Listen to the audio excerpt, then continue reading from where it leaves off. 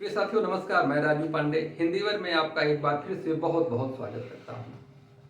दोस्तों, अगर आप तैयारी कर रहे हैं यूजीसी नेट की, assistant professor, GDC, GIC lecturer, PGT, TGT इत्यादि की, तो आपके लिए यह वीडियो बहुत महत्वपूर्ण होने वाली है, क्योंकि हिंदी साहित्य के विकास की तरह हिंदी भाषा के विकास भी हमारे पाठ्यक्रम में सम्मिलित है। अक्सर हम लोग भाषा विज्ञान को या भाषा के विकास को छोड़ देते हैं, लेकिन हम इसी चीज से शुरुआत कर रहे हैं। हमने इसके पहले पढ़ा था, दरअसल इसका जो पहला टॉपिक ही है वह है कि भारतीय आर्य भाषाओं का इतिहास या विकास। इसी क्रम में हम लोगों ने ये पढ़ लिया है कि भारतीय आर्य भाषाओं का वर्गीकरण क्या था। उसके प्रथम भाग में हम लोगों ने पढ़ा था कि प्राचीन भारतीय आर्य भाषाएं, जिसमें वैदिक संस्कृत और लौकिक संस्कृत के बारे में हम लोग जाना था। दूसरा भाग था भारतीय मध्यकालीन आर्य भाषाएं। आज का विषय यही है। तो देखिए, मध्यकालीन भारतीय आर्य भाषा का वर्गीकरण 3 भागों में किया गया: पाली, प्राकृत और अपभ्रंश। अब आज की शुरुआत यहीं से करते हैं। तो पाली का समय क्या है?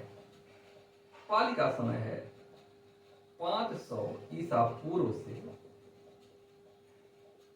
1 ईस्वी सन तक।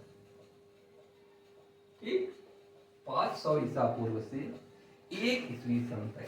प्राकृत का समय क्या है? 1 ईस्वी सन से लेकर 500 ईस्वी सन तक। ठीक, और अपभ्रंश का समय क्या है? 500 ईस्वी सन से लेकर के 1000 ईस्वी सन तक।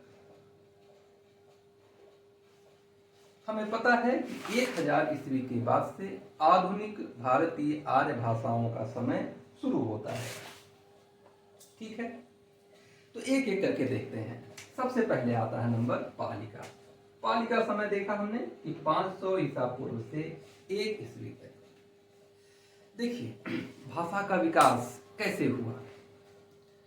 अब प्राचीन भारतीय आर्य भाषाओं में जो लौकिक संस्कृत थी वह व्याकरण निष्ठ होकर के एकदम जन भाषा से बिल्कुल अलग हो गई थी। एक ही समय में जन भाषा अलग होती है और साहित्यिक भाषा अलग होती है। तो साहित्यिक भाषा संस्कृत आम जनमानस की भाषा से काफी दूर हो गई थी। इसलिए साहित्य तो संस्कृत में, लौकिक संस्कृत में रचा जाता रहा, लेकिन लोग बोलने के लिए अपनी आसान भाषा का आविष्कार करने लगे। आविष्कार करने लगे का मतलब यह है कि जन भाषा हमेशा कठिन से सरल की ओर चलती है। तो जब यह कठिन हो गई, साहित्य निष्ठ होकर के साहित्यिकों के लिए केवल प्रयोग होने लगी, तो आम जन भाषा साहित्यिक भाषा नहीं बोलता है, तो वह अपनी नई भाषा का आविष्कार कर ही लेता है। तो वही भाषा है पाली। मतलब 500 से 1 ईस्वी सन तक जो आम जन भाषा, जिस भाषा में बातचीत करता था, उसे पाली कहा जाता है। यद्यपि पाली की उत्पत्ति के बारे में अलग अलग विद्वानों का अलग अलग मत है, लेकिन अभी क्योंकि हम लोग विकास पढ़ रहे हैं जो सर्वमान्य है, उसके अनुसार यही बात सिद्ध होती है कि उस तरह की जन भाषा है जो संस्कृत, साहित्यिक संस्कृत या क्लासिकल संस्कृत के बाद आम जन की बोलचाल की भाषा थी। फिर क्या हुआ? भगवान बुद्ध जब उपदेश शुरू किए, अपना ज्ञान प्राप्त कर लिए थे, तो उन्होंने अपने उपदेश के लिए इसी जन भाषा को अपनाया। संस्कृत में उन्होंने उपदेश नहीं दिया, बल्कि इसी जन भाषा में उन्होंने अपना उपदेश दिया।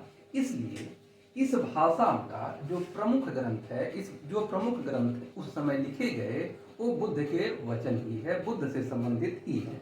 मतलब बौद्ध साहित्य पाली में लिखा गया है।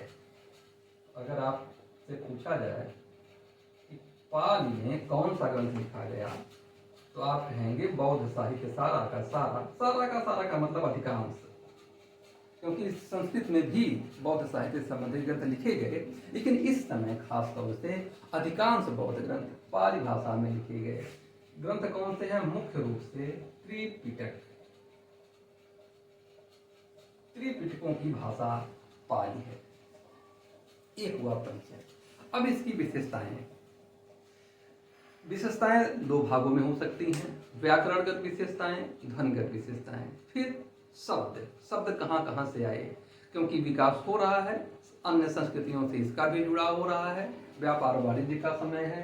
हम जानते हैं द्वितीय नगरीकरण की प्रथम अवस्था या सिंधु काल के बाद द्वितीय नगरीकरण इसी समय हुआ था, बौद्ध साहित्य के ही समय। तो व्यापार वाणिज्य भी जरूर हुआ रहा होगा, तो भाषा में शब्द बहुत सारे नए नए आ गए होंगे। व्याकरणिक विशेषता और ध्वनिगत विशेषताओं के लिए अगर आप चाहेंगे तो फिर से बताया जाएगा।